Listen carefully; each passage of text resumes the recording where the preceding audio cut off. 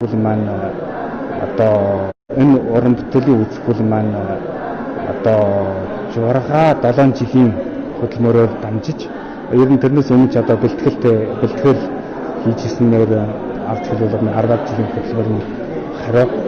Тэгээ одоо энэ үзэсгэлэн маань Монгол үсгийн хөгжил ховрлын 10 хэдэн төрлийн үсэг бичгийг бүгдийг уран бичлэгээр бэлгэж оруулахаар дамжаад бүх 81 бүтээлийг энд хүн зурныхаа малмид өргөж байна.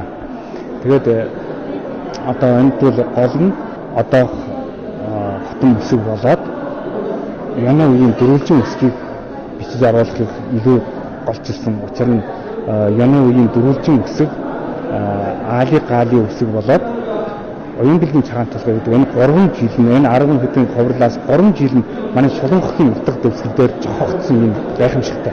Бас нэг гайхамшигын үг бол одоо Монгол үсэг гэдэг бол бүх дэлхийн 2000 гаруй гэртээ бичигдэх үсгийн дунд ганцхан гал ухалчиг үсэг босоо бичигддэг.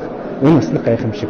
Ингээд Монгол үсэг ердөө амттай үсэг гэдэг нөрөө гэдэс хомс гжиг өвөргээд одоо бүх юм бүр амьд амтнаа хүнээ одоо бүрдэн өлмөдтэй. Тэгэхээр өөрөнд амттай үсэг утга санаагаасаа утга түгээсэн амттай байдаг.